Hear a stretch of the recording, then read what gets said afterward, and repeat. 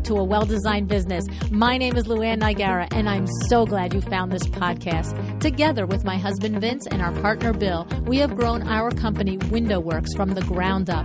So I know and I understand the challenges you face in running your interior design business.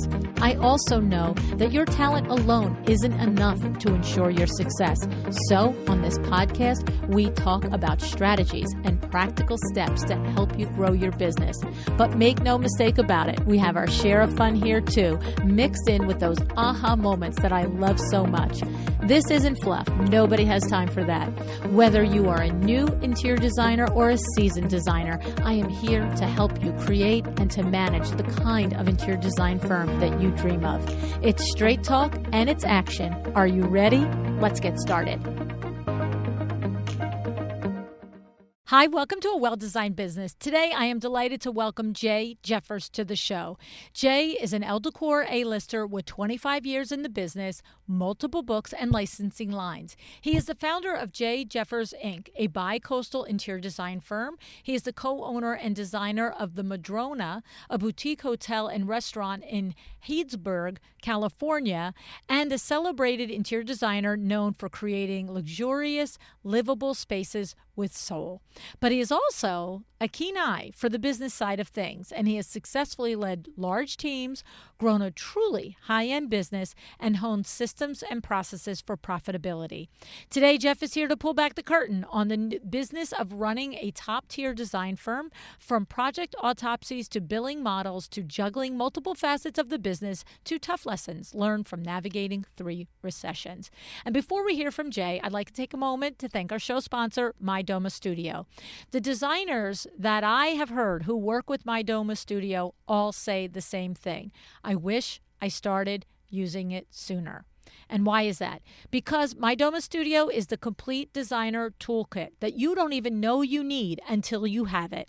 My Doma simplifies project management, organizes client communication, and takes the stress out of staying on top of everything. It's designed by designers for designers, so it fits seamlessly into the way you work. Want to join the ranks of interior designers who've streamlined their businesses and boosted their profitability? Head over to mydomastudio.com/a well-designed business. You can get 20% off your first 3 months. Make today the day you start working smarter, not harder. Okay, now let's hear from seasoned pro Jay Jeffers on what it takes to maintain a high-end interior design firm.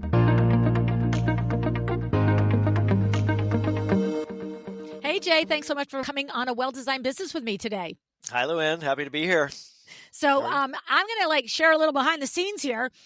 I came to your intake form and I'm like, this is all about the pretty, Jay. And I 5 minutes before we get on, I'm texting and boxering my team going, wait, I said yes to this? Well, I will admit I had the same when I listened to a podcast and I saw that it was all about the business. I was like, well, all the things that we talked about are how to design, mixing fashion and design together. How is this going to go back to business? But I guess she knows what she's doing. Exactly. It's sometimes she does. And I'm like, I said yes. But here's the thing.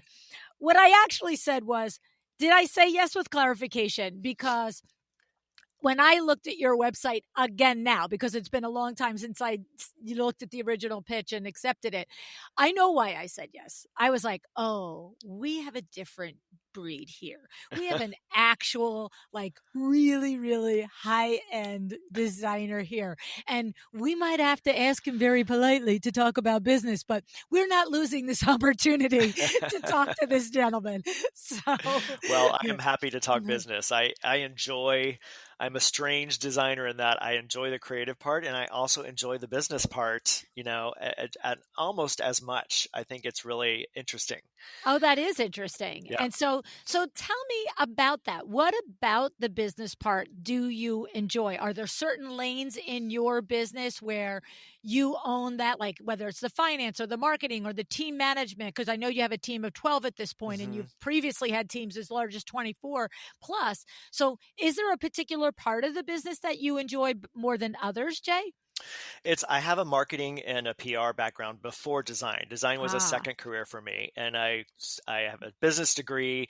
I studied marketing. I really got into advertising when I was in college, and I thought, okay, I'm going to be in advertising. I'm going to have my own advertising firm. That was my plan, to sort of be entrepreneurial and creative at the same time.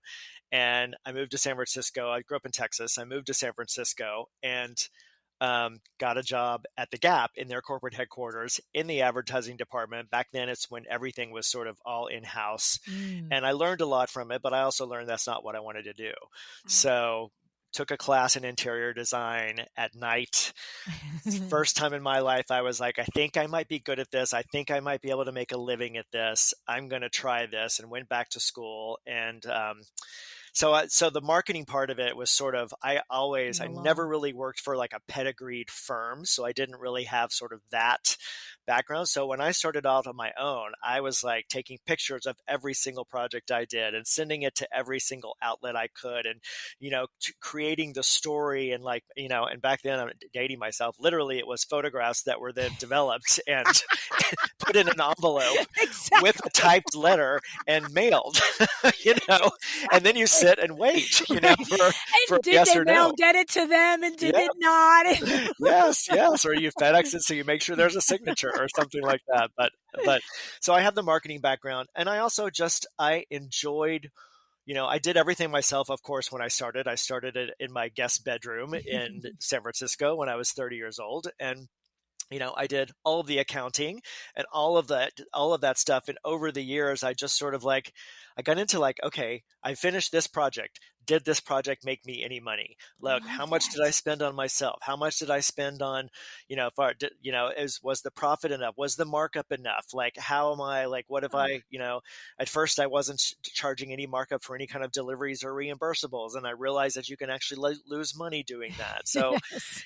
and I really kind of enjoyed that part of it. And when it started growing, I enjoyed that too. And I brought consultants into my world that would help me with the business part of it. And, but I always, I think it's so important. I think you hear so many stories about designers that have no idea how their business runs, and they rely on other people to do it. And sometimes those other people take advantage of them, and That's you right. hear about it all the time. And it's just such an important thing for everybody to keep an eye on your finances, 100% while you're Yeah. doing this creative work.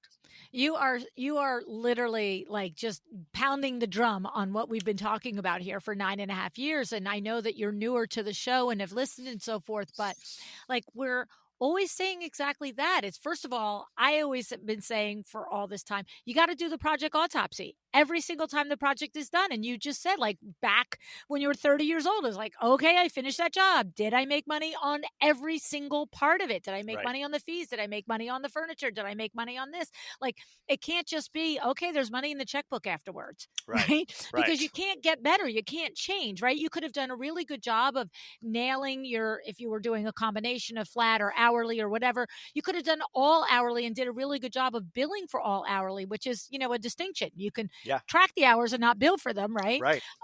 But maybe those were great, but you weren't doing the right on the margins. But if you have money in the checkbook and you don't analyze it, you Yeah. can't make the corrections, right, Yeah. Jay? Absolutely. Yeah. Absolutely. Yeah.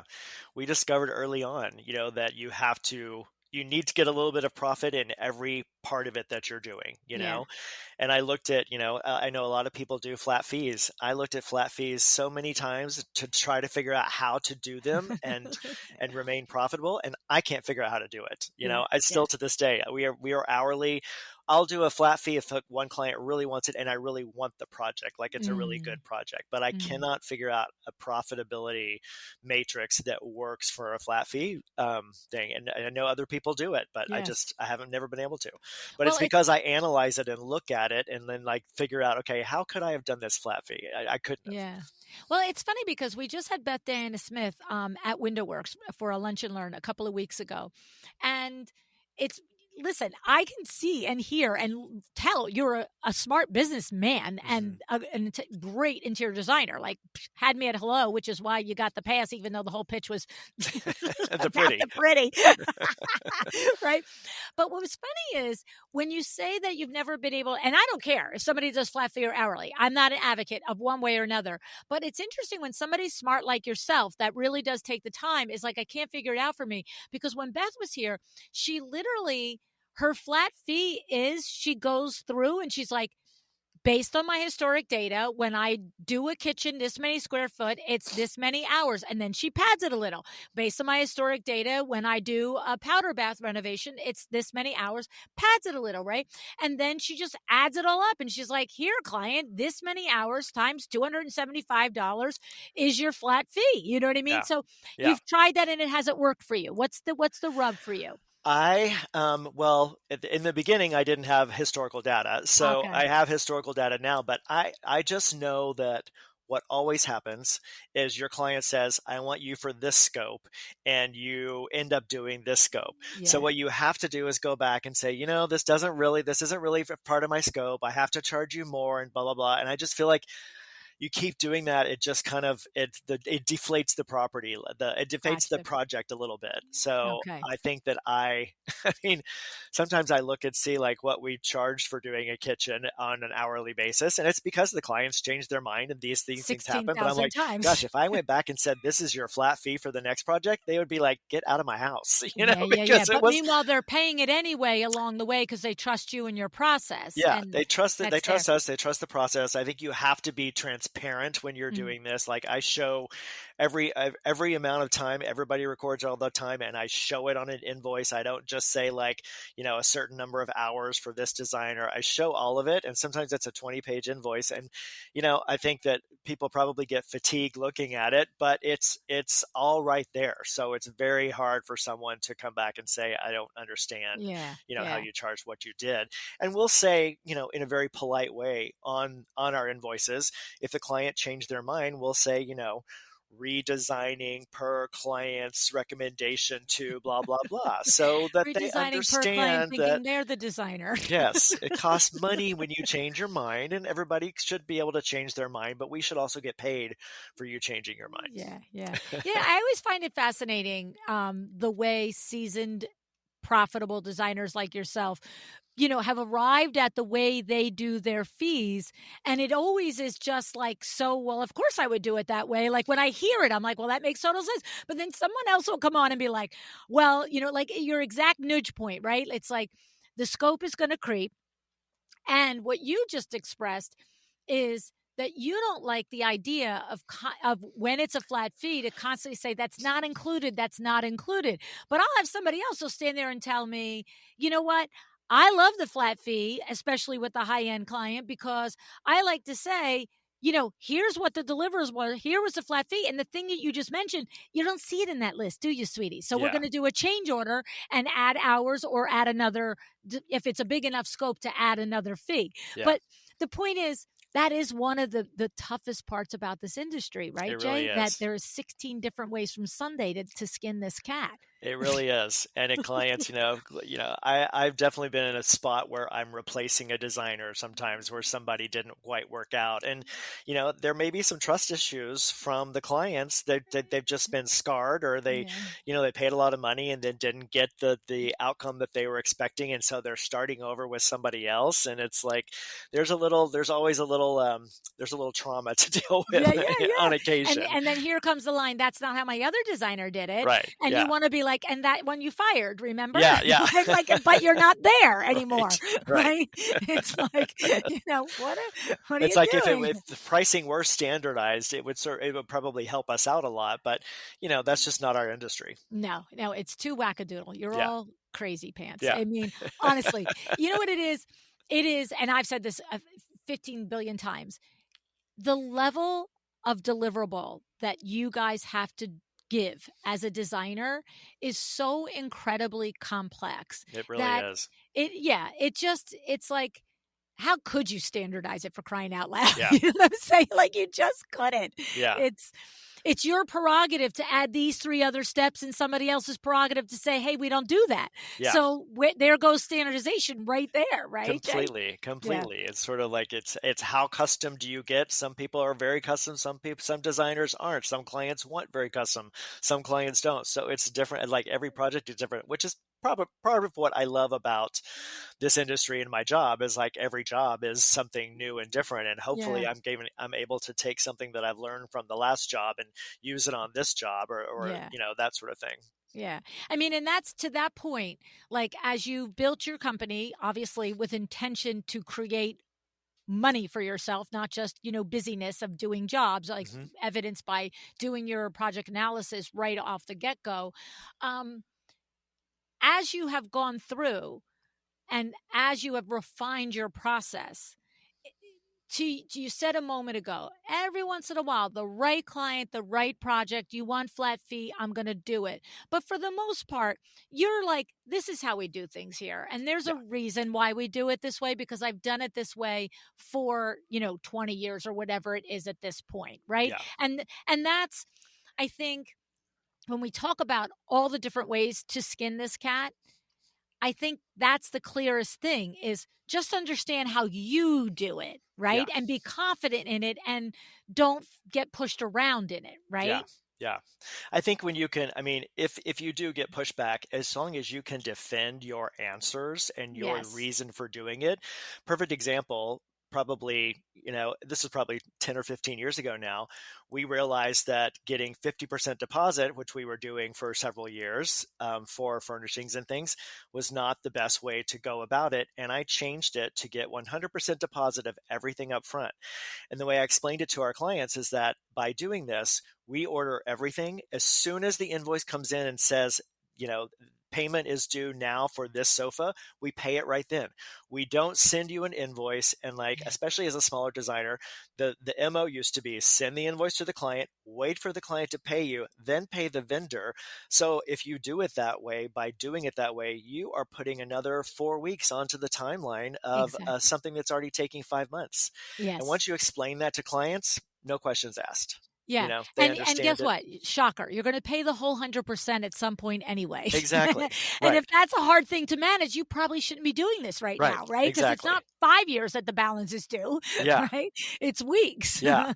And it's Right. always sort of upfront in the contract, like, oh, you're getting 100%. Why do you get 100% if it takes 6 months to get the piece? It's like, okay, you explain it. And then they're like, okay, got it. Most of our clients these days are business people as well, and they Yes. understand it. It's about, I mean, it's 25 years later, I'm still defending my value. I think that's one of the hardest things for all interior designers is defending your value. You are valuable, and what you are giving to somebody is worth money that they're going to pay you. And you know what? Having looked at your website, I think that, if everybody collectively was looking at the website right now themselves, they'd be like, wait, what? Like you have to do that still? Right? I mean, it's crazy, Yeah, right? And I bet my guess is that your clients don't really consciously say to themselves, I'm going to make you prove your value to me. right. My guess is your team and your staff probably doesn't walk around going, oh my God, nobody understands what our value is.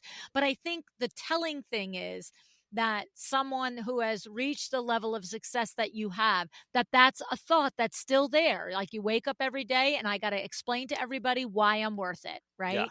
yeah. Yeah. Yeah. I don't It know that is. that ever goes away. Right. I don't Like, think so. it I gets think. easier to do maybe, Yeah, right? yeah, Quicker, faster, easier, yes, right? yeah. And I think, as you develop a body of work and a body of clients that refer you, those, you get good referrals from people. So your clients are hiring you already going into knowing that you've done good work for probably somebody that they know. Like them. So Yeah. they're not taking a complete and total chance on this designer, but whereas in younger days, they were Yes. 100%. Yeah. Yeah. Yeah. Yeah. So interesting that you analyze from the beginning, coming with a business degree and marketing and all of the things that you analyze for the beginning, the different ways an individual project makes money. And I Mhm. love that you did that. Now, this many years in, I can see that you have like big diversification lanes. You've got the licensing lane. I mean, what's that hotel, Jay? That's like crazy. I was like looking at pictures. I was like, whoa. And I have to just say, first of all, let me just clarify I was just like, oh, please just dump me there for like a month and just like, don't like take my phone away from me and just let me be here and just completely recharge my batteries like forever. I mean, it is literally gorgeous. Thank you. And it's funny because look, I travel every other darn week. Okay. Not that I'm staying in 5-star hotels everywhere I go. Not going to say that. But it's just, it looks like it's like staying in the most beautiful estate you've been invited to by like the king or queen of somewhere. And they're like, come to be in my home with, it has this amazing look of hospitality hotel, but just home. I don't know what that is, man. That's crazy, Jay. Well, thank you. By looking at photos, you've just described the entire, plan ethos of the entire place. And this was an accident. This was a COVID baby that I saw it on Memorial Day weekend of 2020. I'd never seen this hotel before. I had no intention of purchasing a hotel at all. So it has been the project of a lifetime for me. Like it has been so rewarding special. in that way. Whether it was a good business decision remains to be seen. Oh, okay. I will say, project, not profit project yet. I will say, and I'm not. So we'll have to stay there to help you make money on it. Yes, right? please. Yes, please go. Yes, I'm not rich enough to have this kind of a passion project either. But it was, I definitely, I saw it. I had, it's only happened for me a few times in my life where I could see there was a vision for it immediately from getting out of the car for the first time and being at this estate, and I could see its entire future. Wow. And slowly people kind of crept into my world that knew the hotel business that I didn't know. I mean, I left there thinking I'm going to come up with a really cool design. The reason I found it is a good friend of mine was the real estate agent that was putting it on the market. So I was like, I'm going to come up with a great design. It's a pandemic, so I've got time to work on it. As soon as somebody buys that hotel, I'm going to get an introduction and say, here's your design. I built it already for me. you. It's amazing. Yes. Yes. And that I would have done a flat fee for too. which I ended up doing a flat fee for and lost my shirt on the flat fee. Thank God it was me. But it's been incredibly rewarding and a wonderful, incredible experience. And not just designing the hotel, but, choosing every single towel, every glass, all of the really decor, special. everything in it. It's a special place. It really is. And you know me, I don't really, stop at the pretty. But I was just like, whoa, I could just go there for a long time and not come out. Yes. And I have to say, the one scene of the pool, I'm like, I'm sorry, are they all Hollywood actors? I mean, they literally look like some, like movie trailer still shot for like this amazing like resort hotel movie. Well, the funny story They're probably about all that, your best friends, right? Yes. It was one of my business partners that curated the entire group. And I'll tell you something even funnier. The hotel was still like massively under construction everywhere else. We were like, we have to shoot this on this date. And the contractor was like, yes, I'll have these things done. None of them were done, of course. We're like, okay, no video because you'll hear a jackhammer, in the driveway putting in the ADA ramp.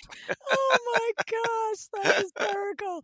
I literally looked at, I was like scrolling the pictures and I stopped. I'm like, come on with these people. One is prettier than the next. Even the pretty dogs, he invited the pretty friends that had pretty dogs to the Madrona Hotel. That is awesome. I love that. So, okay. So I won't ask you about the revenue stream. I'll tell you, I've learned a lot. That's for sure. That's It's a 24-room hotel, and it's hard to it's hard to make money. You could do very well with like an 8 or 10 room because Yes. you don't need to bring in a full management team, and you do really well with like a 40 or more room because the economies of scale with your staff Yes. is about the same. You're not Gotcha. doubling your staff if you double the rooms. So we're in the process of looking at, we can expand the hotel. So we're in the process of doing that now, but So it's we're going to been put a few more million in to add a few more rooms. exactly. If anybody on this podcast loves to invest in hotels, please give me a call. Give me a ring a ding ding on the phone. That's great. I love that. I love that. That is really something funny. Okay, so but I did see that you have licensing deals and you've written 2 books. So Yes. in addition to design, so design is a revenue stream. This is, Yes. have a 12-person team with multiple designers and you project managers and all the things, Yeah. but you've got these other lanes. And hmm so you've got the licensing and the books. Tell me about those types of things and how many years are any of them new? Or are they both like, oh, okay, 20 years I've been doing licensing? What's all that about?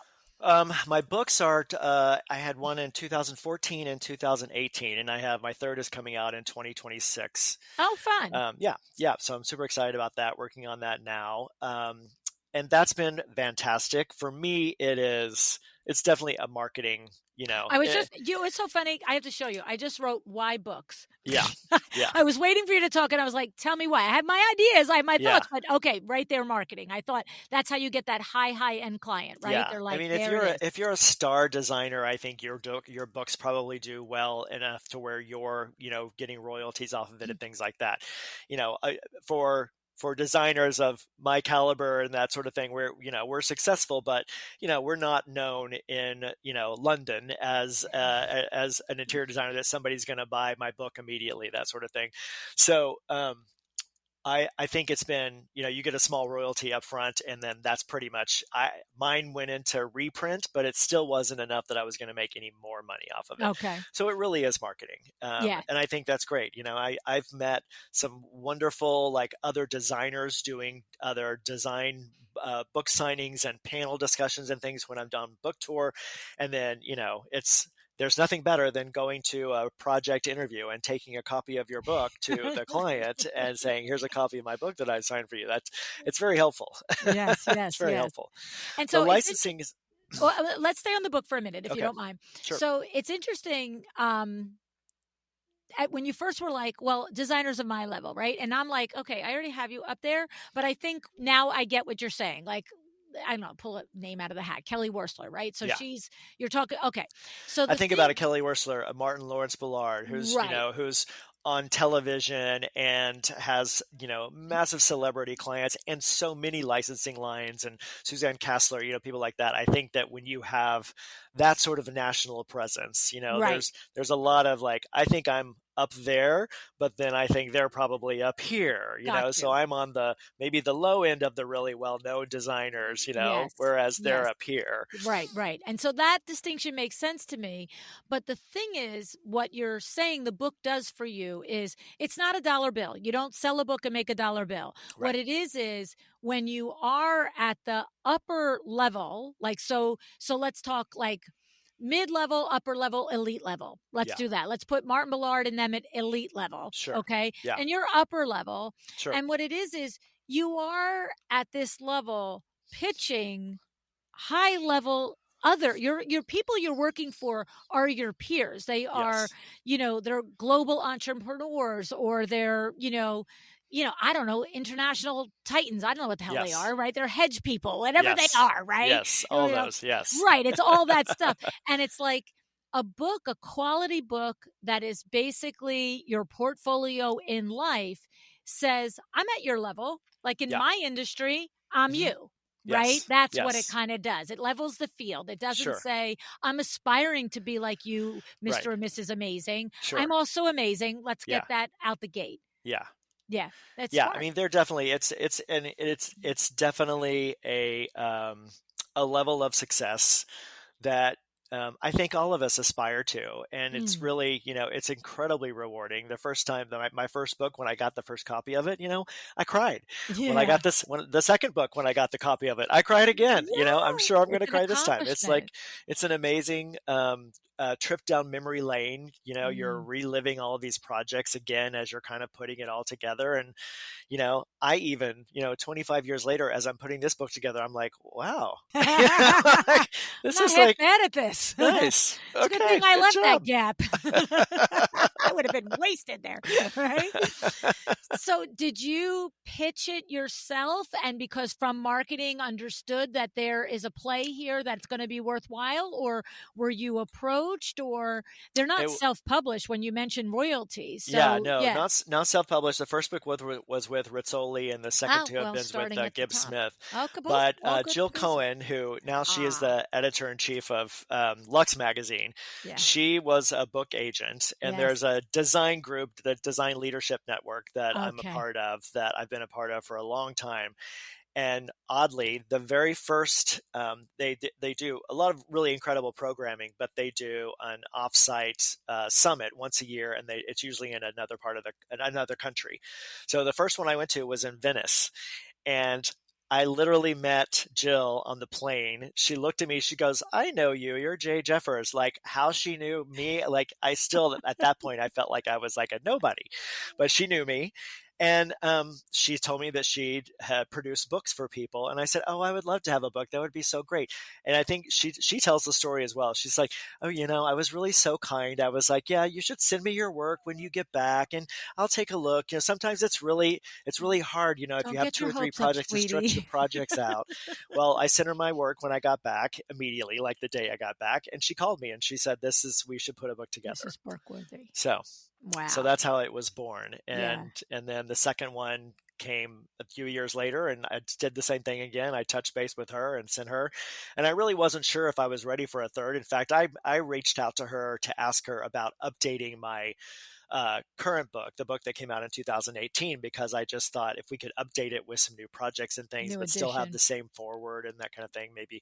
She was like, "No, it's a whole new book." So Oh, wow. And you yeah, see, for me, that is what I talk about on the show all the time, the definition of be prepared to be lucky, right? yeah, It's like you absolutely, are out there doing the work, yeah, creating the projects, right? And then you yeah, put yourself in the right place at the right time. You make an investment in joining the Design Leadership Network, yeah, make an investment in going to Venice for the event. yeah, And then when she says who she is, you open your mouth and you yeah, say, one day that'd be amazing, yeah, instead of like, oh, that's an interesting career that you have there, Jill, and just yeah, keeping your mouth shut. Like, it's like, but it's that. It's like, it's lucky. Okay, I'm on the yeah, plane, but no, I've been grinding it out and doing good work. And yeah. I was investing in my business development side by being part of this group to begin with, Sure. right? Yeah. Absolutely. Yeah, Yeah. that's I great. I love love that. that. Be prepared to be lucky. That's Yeah, great. yeah, Yeah. yeah. It's like, because luck plays, I mean, luck is everything, right? Yeah. Like, we all, like, 1,000 times Yes. in a lifetime, we're like, well, if that hadn't happened, then that Right. wouldn't have happened. Right But place, if you, right time is a real thing. And yeah, I believe that we all manifest our success and what we want in life, and I believe in that 100%, but it also, the manifesting helps you be in the right place at the right time. You yeah, know what I yeah. You mean? have to do the work to get there. You have to do the back work to Exactly. get there. Yes. Yeah, Yeah. yeah. My loyal listeners are going to be like, wait, you're going to say this one more time, but I just feel like, for me, it is so illustrative of it. It's like, I Yes. always think about the professional ball players, right? Yeah. It's like, you get to the plate and you make the home run, but not because, you got the chance to be at the home plate. Yeah. You make the home run because you spent 60 hours with the batting coach and 60 hours with the Right. physical fitness coach, and you ate right and you slept right. And then you Yeah. said yes and signed the contract and you're at the home plate, Yeah. right? It's like, you got to do all the back work to get there. Yes. It's all the things, we hear about somebody like somebody that's just on the music scene that's like suddenly an overnight success. You're like, they're not an overnight success. They've been doing No. this for 10 years, going to Yes. like And little tiny bars, playing playing guitar, and dive then suddenly bars. like they get their big break, but they're ready for it. That's right, right. They've paid some dues and they've, Yeah. got some experience under their belt, right? Yeah. Okay. Yeah. Now tell me about the licensing. Licensing for me has Product been sort of development? like Is it product design and development? Is it like what is that lane there? What is the I did. distinction for you? So I've done three different lines for arterials now. That's probably my Okay. largest licensing, and I've done. There's a, a door hardware company, Accurate Lock and Hardware in Connecticut, that I've done a line of door hardware with. They're a little less known. I was the first. They make all of like all the interlocking workings for pretty much everyone out there, and it's all made in Connecticut. But they really wanted a consumer-facing product, so I was the first person to work with them on that. So they're Okay. a little less known than arterials in the design world, and those came to me. I knew I had met the owner of Arterials, Mark Musa, personally. I met him at one of these design leadership network gatherings. We happened to be vacationing at the same hotel in Mexico over New Year's one year in Zihuatanejo, Mexico, with 24 rooms. We look at each other and I'm like, Mark, and he's like, I know Jay, and you. we kind of spent a week together, like hanging out. Um, and then they Talk contacted me about about lucky. doing. That's a lucky moment, right? Yes, yeah, definitely. And then after that, they contacted me about doing these lines with them. So for me, it's been again uh, enjoyable. I love getting out of my head and thinking about product, specific light fixtures and pieces of furniture and things like that can bring to the design community and that sort of thing.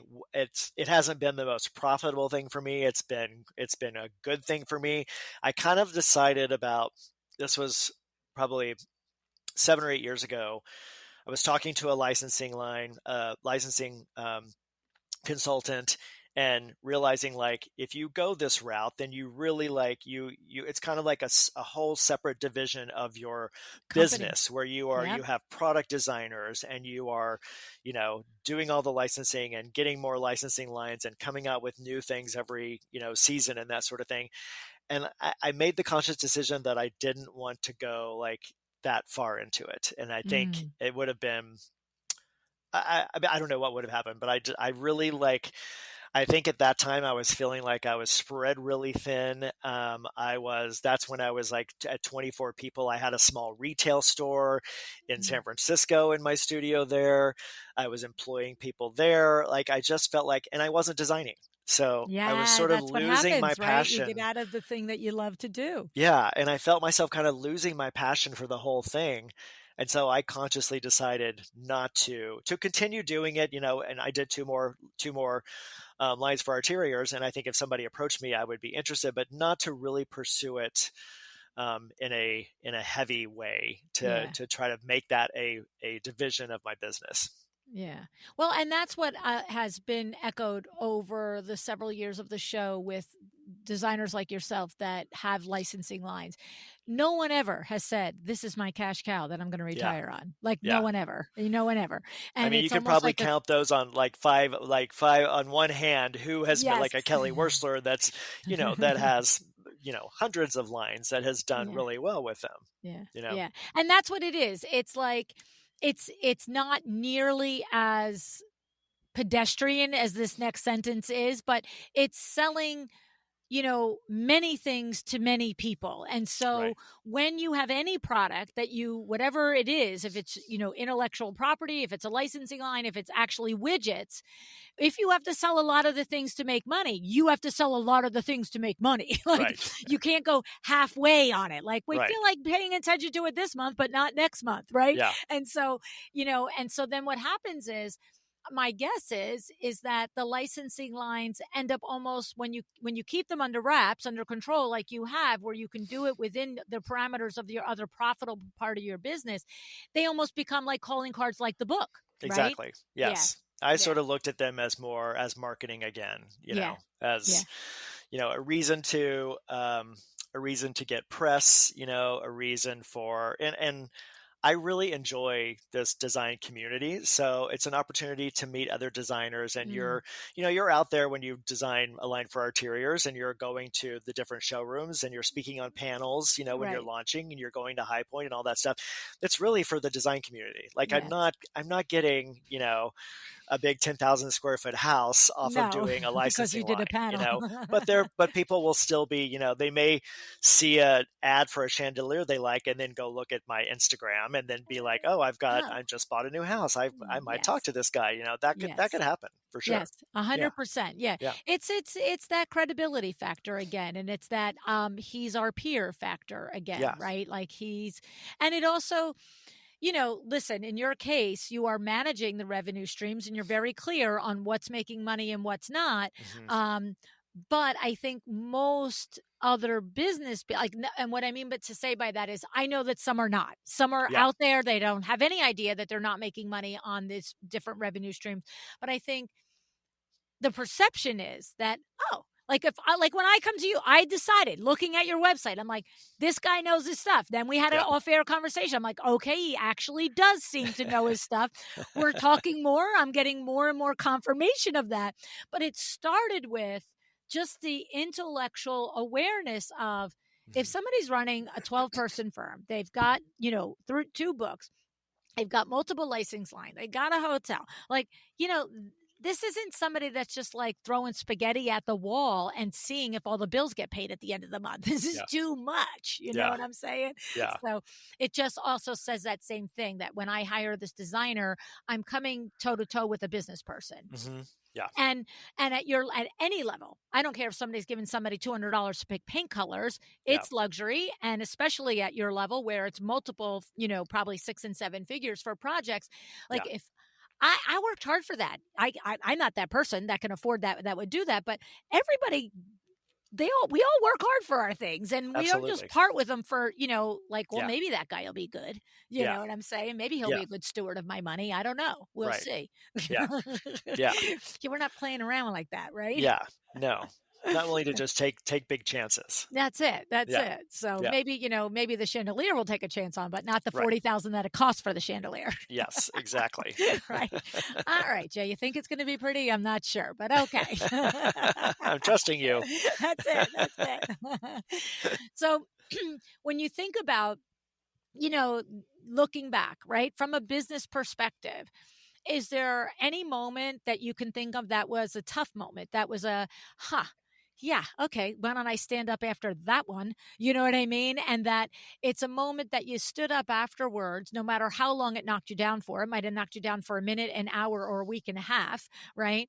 But when you stood up, you could see when it was coming to you again, and you were like, nope, this time I go this way when this hits me. Anything come Mhm. to mind that you would share with your colleagues that are, building their firms up and Um, aspiring? well, I'm thinking about, I've been through now 3 downturns, and Mm, my office has been in San Francisco, so we're definitely influenced by the tech industry, and I was started my business early in the first dot-com boom. So I went through a big crash, and I had moved into my own new office space and trying to be conservative with money, but still, I was still like, it was very scary, yeah. and I had hired 2 people and I let someone go. And then, the same thing happened in 2009, went through that as well, and ended up letting some people go. And letting people go, for me, especially people that are like, you love and are part of your design community family, it's the Hmm. hardest thing to do. It's so It's hard. really like, it's almost like you don't want to hire somebody because you're afraid you might have to let them go. Hmm. I think I think those were, great lessons learned, but like also the lesson was I did the right thing, because trying to keep somebody on and continuing to If pay the them, whole and like, ship goes down, we didn't yeah, do them a favor either, right? yeah, you're not doing them a favor, and let them have the opportunity to go out and get another job, Yes. and that sort of thing. Yeah. Um, But it's hard though. I mean, yeah. like having been in the same situation and gone through multiple downturns myself since 82, it's, and the thing is, the first time you do it, it's a gut wrencher. I don't Yeah. think it's ever easy, but I think you get to that point. It's almost like, I would never forget, you're traveling your whole life. Oh, Yeah. if you're traveling with small children, put your mask on first. Okay, whatever. I'm not even paying attention. I will never forget the first time I was traveling with one of my children. And I was like, wait, I'm going to put my mask on first? You're out of your mind. Like, there's no way. Like, and I remember going, gosh, I've heard that 15,000 times and it never struck me as the dumbest thing on the planet to do. But I remember also sitting there going, okay, girl, like, if an entire industry says you put your mask on first, then that's what you're going to do, because there's statistics out there that say your child is more likely to survive if you can breathe. Yeah. And it's like, but that's what to me, that layoff in downturns is like. It's like you get to the point where you're just like, listen, we have to keep our mask on, because if I don't put my mask on, none of us survive it. Right. And, I've had the good fortune of having to let a really key employee go and then being able to 2 years later say, hey, you want to come back? And she was like, I'd love to come back. I'm like, yes. Yeah. You know what I mean? Yeah. So you can do it with grace and you can do it with love. You know what I mean? But it's a hard thing to do. Yeah. It is hard to do.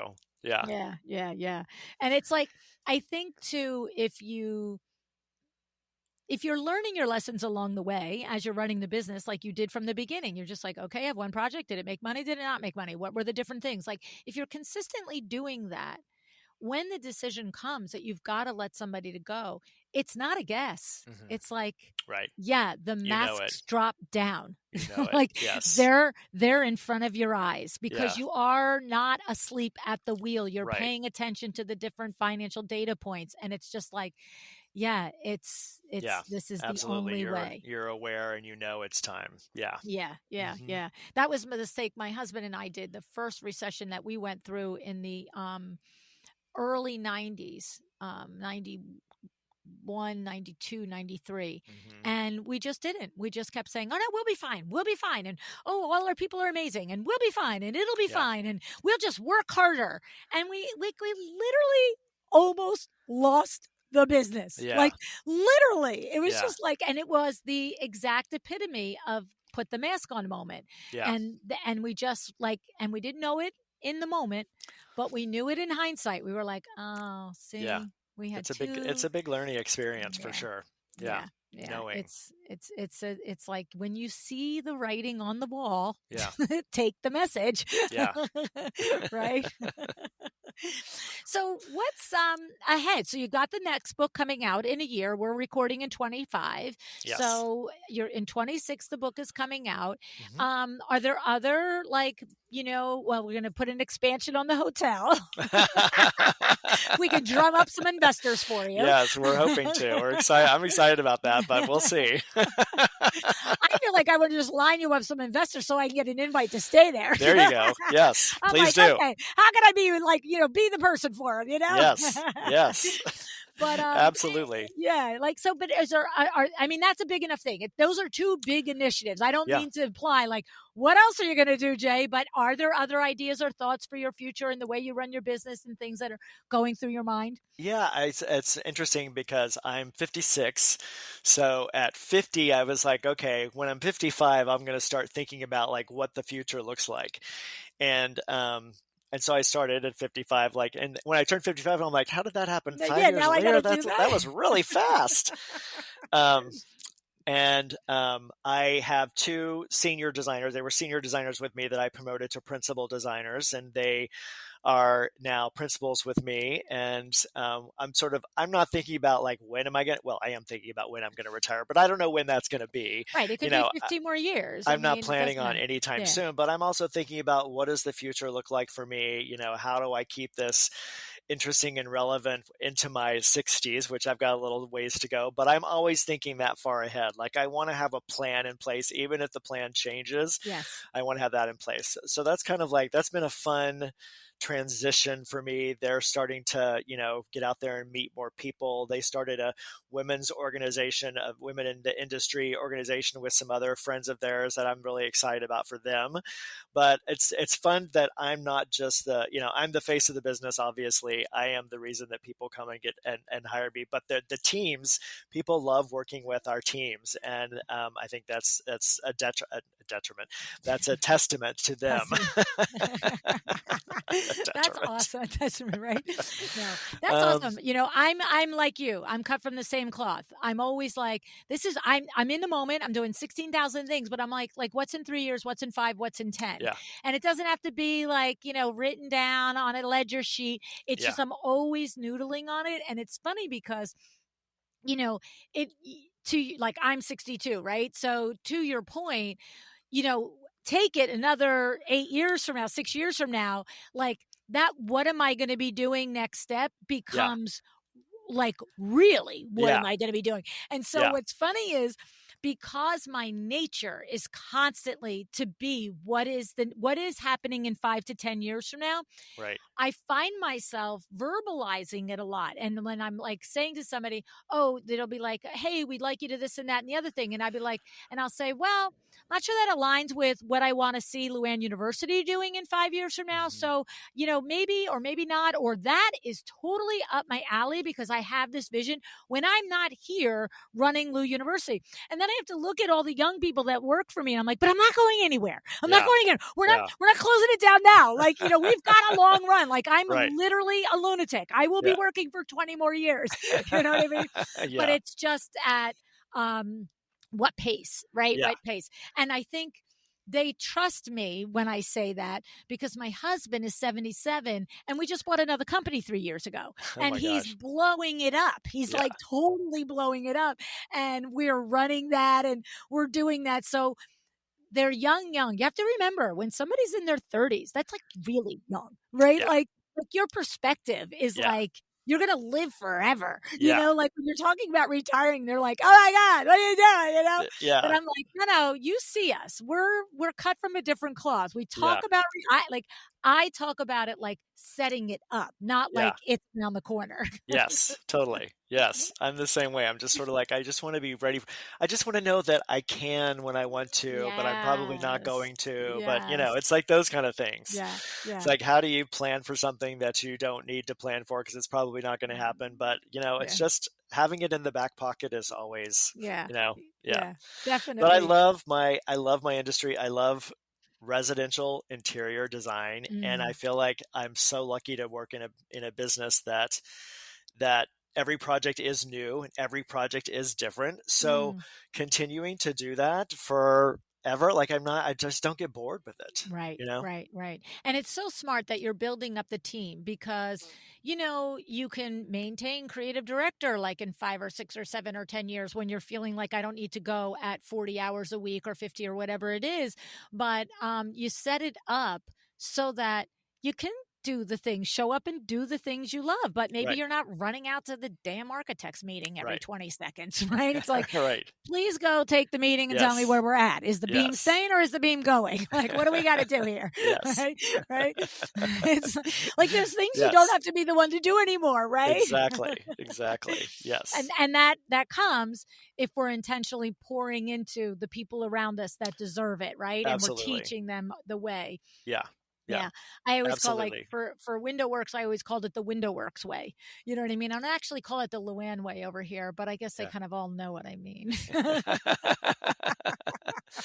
But it's the thing I hear about with people in my like sort of at my level that have been doing it for a while and that sort of thing. We always talk about it's the people that's the hard part. Yeah. It's having the really strong team together that stays together or that wants to work and these young people that either are working from home or working from the office and all of those things. So it's like, I think if you can master that, Yes. you can grow at your own pace and kind of keep things interesting for yourself and for everybody else. Yeah, yeah. It's funny because that's that same kind of you almost can't know it until you've done it. It's like the same thing as like when you have to lay off because of whatever the downturn is. Right.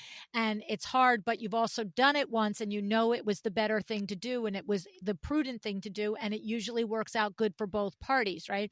And it's that same thing with having all the right people in all the right seats.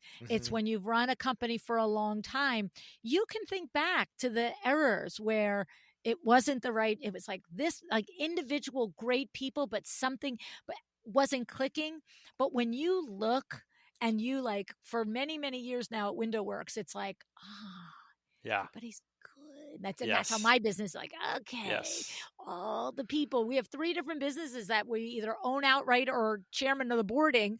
Yeah. And it's like, when you look around and you're just, the thing is, I think if you haven't experienced team management problems and finding out, like looking in the mirror going, yeah, they're all great people, but this isn't working. It's not Yeah. singing, right? It's Right. like when you have it, it's like, you're a great person and you belong here and you belong Yes. doing this thing, right? Yes. It's like, Please stay forever. right? Right? It is. It's like, there's a, it's like a visceral feeling, right? Yeah. When you come into your office and you're just like, and it doesn't mean every day is sunshine and unicorns. Right. There's problems and troubles and Yeah. all the things. But even that, the biggest problem in the world, you're just like, we're all going to get through it together. We've got this, right? Yeah. Yes, absolutely. Yeah, Yeah. so really cool. Well, I have to tell you, I'm so glad I didn't say no to your pitch. Me too. It's been a fun chat. I like it. Definitely has been. I appreciate your taking your time, Jay, and sharing your wisdom with us. It's been a good fun time. Thank you. Thank you, LuAnn. It's been great. Really enjoyed it.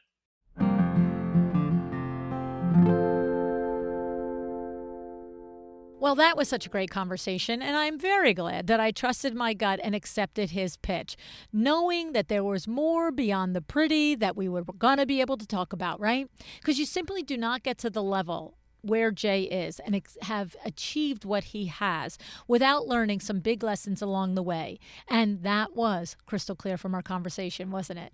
There are many takeaways here. Let's focus on a few things. First, the billing model. We have had so many guests on the show talk about profitable billing. And while there are no hard and fast rules, it's far more common to hear that a flat fee is the better way to go. And yet, here's Jay, seasoned pro, thriving high-end design firm, telling us that for him, he's discovered the opposite. What Jay shared makes sense for him.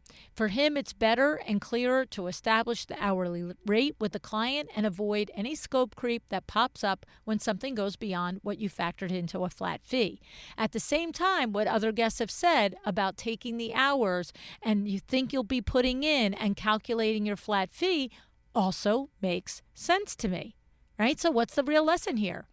Jay isn't billing hourly just because he thinks he should or because he can't figure out how to bill a flat fee.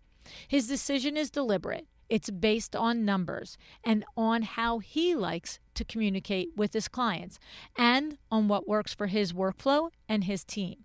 He's put in the work to increase profitability. He's done the numbers. He's reviewed the data. He knows what works for him and why. And that's what a well-designed business is about. Hourly, flat fee, I don't care which you choose. I truly do not.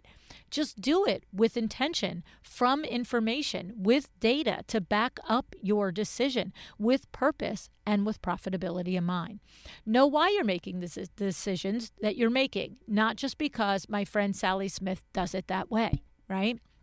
And here's the nuance that I don't want you to overlook. Best practice is only a best practice if it works for you and you'll do it, right? I can shout from the rooftops what I believe works for most businesses. And of course, I will do that. But at the end of the day, you still have to be the one to do the work, to present the work, to sell the work, and to close the job, right? So you have to believe in what you're doing. That's paramount. And then you have to do the autopsy. You have to take that hard look at your numbers and determine if what you think works for you is working for you. Okay, that step can't be overlooked. And then on that note, based on my conversation with Jay, we put together a little goodie for you, a project autopsy checklist. If you don't already do a project autopsy, this will get you started. And if you do, check the list over versus your own list and see if you're heading in a similar direction. Go to LuAnnNigara.com/goodies to download your project autopsy list today. Now, another takeaway from today's episode is that you could never really get beyond needing to express your value. It doesn't mean convincing clients to pay your rate or proving your worth. It's more than that. It's in every nuance. Your website, your branding, your portfolio, your processes. Every touch point needs to speak to your value, showing your expertise, and establishing what you bring to the table. Design is luxury, period. End of sentence. So please make sure every interaction feels like a luxury experience. Even in 25 years, Jay is still thinking about this and how he delivers it. Value never stops mattering. That's the point. Finally, remember the put your mask on first principle we talked about when it comes to hard business decisions and economic uncertainty. I've been through multiple economic downturns, along with the wild ride that COVID created in our industry. Believe me, my friends, I've seen it all. Running a team through tough times isn't easy. Letting people go isn't easy. Keeping your business afloat in a recession isn't easy. But if you're going to honor your years of hard work and protect what you've built, you're going to have to make hard choices. It's coming. If you haven't experienced it yet, nobody gets out without doing this, I promise you. So protect the business so that you can keep serving your team, your clients, and yourself and your family, right? The reason you went into this in the first place. And before I go, I want to mention that if you are looking for another show where the guest was smart and savvy, and when it comes to pricing her projects, check out our episode 635 with Beth Diana Smith. Amazing. Also, I don't know where the link is, maybe on the WindowWorks Instagram, maybe on my Instagram, but in addition to episode 635, Beth was also here in, I want to say, May of 2025 for a WindowWorks Lunch and Learn. This is a heck of a hashtag smart lady, and she really gets to the heart of the conversations where finances and how to charge and all of the things. So very, very smart and very, very helpful.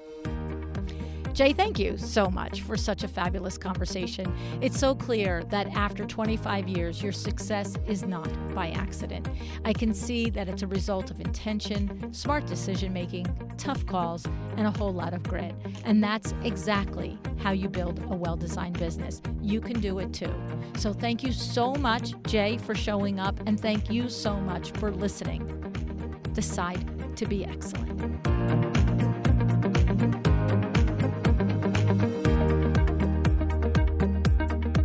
Thank you for joining me today. This podcast is a production of LuAnn Nigara, Inc. If you want to know more about me, my books, or LuAnn University, go to LuAnnNigara.com.